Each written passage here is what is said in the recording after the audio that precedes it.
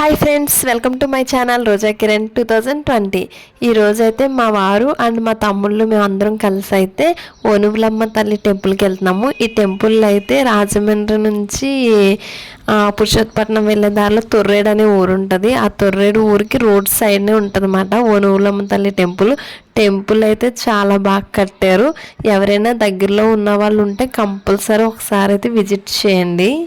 అమ్మవారికి సంబంధించి అష్టాదశ శక్తిపీఠాలు 18 ఉంటాయి కదా. ఆ శక్తిపీఠాలన్నింటినీ ఈ టెంపుల్కి చుట్టూరు ఉండేటట్టు అయితే ఈ టెంపుల్ని అయితే కట్టారు. మెయిన్ అమ్మవారు వచ్చేటప్పటికి ఓనుగులమ్మ తల్లి మాట. ఇది వచ్చేటప్పటికి టెంపుల్ ఎంట్రన్స్. పురాణాల ప్రకారం సతీదేవి శరీరం 18 ముక్కలే 18 ప్రదేశాల్లో పడ్డాయి అంటారు కదా. ఆ 18 ప్రదేశాల్లో అమ్మవార్లు ఏ విధంగా ఉంటారు, ఏ ప్లేసెస్లో ఉన్నారు అనేది అయితే ఈ టెంపుల్ చుట్టూరు అమ్మవార్ల రూపంలో పెట్టారు. ఈ అమ్మవారు అయితే శాంకరీదేవి. ఈవిడ శ్రీలంకలో ఉంటారు. అక్కడ శ్రీలంకలో సతీదేవి యొక్క గజ్జభాగం పడింది అని అంటారు. ఈ అమ్మవారు వచ్చేటప్పటికి కామాక్షిదేవి తమిళనాడు కాంచీపురంలో ఉంటారు. సతీదేవి యొక్క వీపు భాగం పడిన ప్రదేశం. ఈ అమ్మవారు శృంఖలాదేవి పశ్చిమ బెంగాల్ గంగాసాగర్లో ఉంటారు. ఉత్తర భాగం పడిన ప్రదేశం. అమ్మవారి తల వెంట్రుకలు పడిన స్థలం ఎక్కడంటే ఇది కర్ణాటకలోని మైసూర్లోని చాముండేశ్వరి దేవికి అయితే పూజలు అందుకుంటున్నారు. నెక్స్ట్ శ్రీ జోగులాంబాదేవి అమ్మవారి యొక్క దవడ భాగం పడిన ప్రదేశం అన్నమాట. ఇది వచ్చేటప్పటికి తెలంగాణ అలంపూర్లో ఉన్నది. నెక్స్ట్ భ్రమరాంబికాదేవి అమ్మవారి యొక్క మెడభాగం పడిన స్థలం అన్నమాట. ఇది ఎక్కడున్నది అంటే ఆంధ్రప్రదేశ్లోని శ్రీశైలంలో ఉన్నారు. శ్రీ మహాలక్ష్మీదేవి మహారాష్ట్ర కొల్హాపూర్లో అయితే అమ్మవారి యొక్క నేత్రాలు పడిన స్థలం. నెక్స్ట్ శ్రీ ఏకవీరకాదేవి ఇక్కడ అమ్మవారి కుడి చేయి పడిన స్థలం అన్నమాట. ఇది ఎక్కడున్నది అంటే మహారాష్ట్రలోని మహు అనే గ్రామంలో అయితే ఉంది. శ్రీ మహాకాళీదేవి అమ్మవారి యొక్క పై పెదవి పడిన స్థలం. ఇది ఎక్కడున్నది అంటే మధ్యప్రదేశ్ ఉజ్జయినిలో ఉంది. శ్రీ పురోహితికాదేవి అమ్మవారి యొక్క ఎడమ చేయి పడిన ప్రదేశం. ఇది వచ్చేటప్పటికి ఆంధ్రప్రదేశ్ పిఠాపురంలో ఉంది. శ్రీ గిరిజాదేవి అమ్మవారి యొక్క నాభి భాగం పడిన స్థలం. ఇది వచ్చేటప్పటికి ఒరిస్సా జాజ్పూర్లో ఉంది. శ్రీ మాణిక్యాంబాదేవి ఇక్కడ వచ్చేటప్పటికి అమ్మవారి ఎడమ చెంప పడిన స్థలం.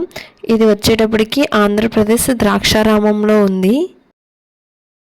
శ్రీ కామరూపీదేవి ఇక్కడ అమ్మవారి యొక్క యోని భాగం పడిన స్థలం. ఇది వచ్చేటప్పటికి అస్సాము కామాఖ్యలో ఉంది. శ్రీ మాధవేశ్వరి దేవి అమ్మవారి యొక్క చేతి వ్రేళ్ళు పడిన స్థలం. ఇది వచ్చేటప్పటికి ఎక్కడంటే ఉత్తరప్రదేశ్లోని ప్రయాగలో ఉంది. శ్రీ వైష్ణవీదేవి అమ్మవారి యొక్క శిరస్సు పడిన స్థలం. ఇది హిమాచల్ ప్రదేశ్ జ్వాలాక్షేత్రంలో ఉంది.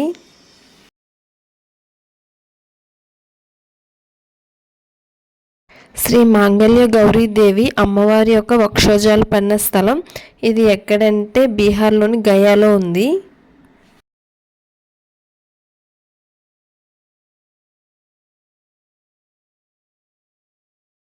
శ్రీ విశాలాక్షిదేవి అమ్మవారి యొక్క చెవి పడిన స్థలం. ఇది కాశీ అంటే ఉత్తరప్రదేశ్లో ఉన్నది. శ్రీ సరస్వతీదేవి ఇక్కడ అమ్మవారి యొక్క దక్షిణ హస్తం పడిన స్థలం. ఇది జమ్మూ కాశ్మీర్లో ఉంది. ఇవేనండి అమ్మవారి యొక్క 18 అష్టాదశ శక్తిపీఠాలు. ఇక్కడ అమ్మవారికి ఆపోజిట్లో అయితే పోతురాజు స్వామి ఉన్నారు. ఇంకా నేను స్వామివారికి అయితే బూర్లు అరటిపళ్ళు ప్రసాదంగా పెట్టి ఇంకా అమ్మవారిని దర్శించుకోవడానికి అయితే వెళ్తున్నాను. ఇంకా ఇప్పుడు గుడి చుట్టూరు ఒక 3 సార్లు ప్రదక్షిణాలు అయితే చేస్తున్నాము. ఇంకా పైన కూడా టెంపుల్ చుట్టూ చాలామంది అమ్మవార్లను అయితే పెట్టారు.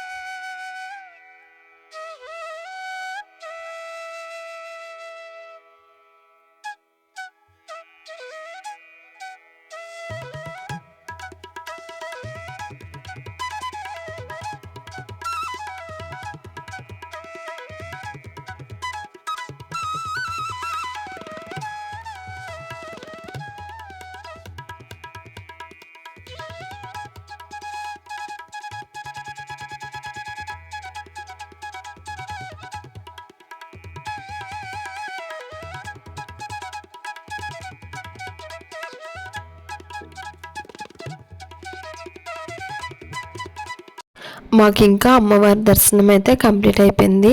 అమ్మవారు అయితే చాలా అందంగా ఉన్నారు. ఇంకా మా దర్శనం కంప్లీట్ అయిపోయాక పంతులు గారు అయితే ప్రసాదం ఇచ్చారు. ఇంకా బాబుకి ప్రసాదం అయితే తినిపిస్తున్నాను.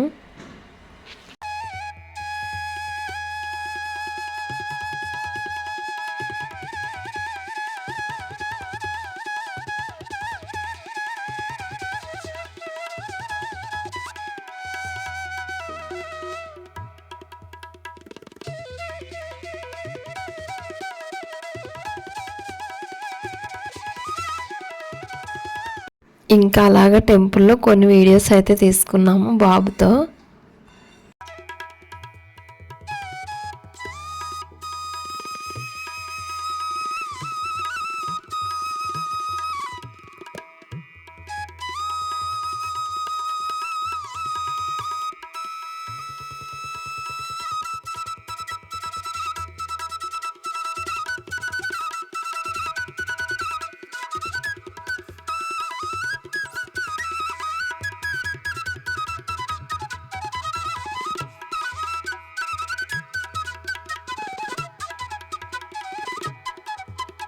ఇంకా టెంపుల్లో దర్శనం అన్నీ కంప్లీట్ అయిపోయాక బయటకు వచ్చేసాక కొబ్బరి నీళ్ళు తాగి ఇంక మేము ఇంటికైతే వెళ్ళిపోతున్నాము.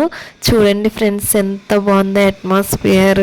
విలేజ్ వాతావరణం ఎప్పటికైనా ఎవర్ గ్రీన్లా ఉంటుంది.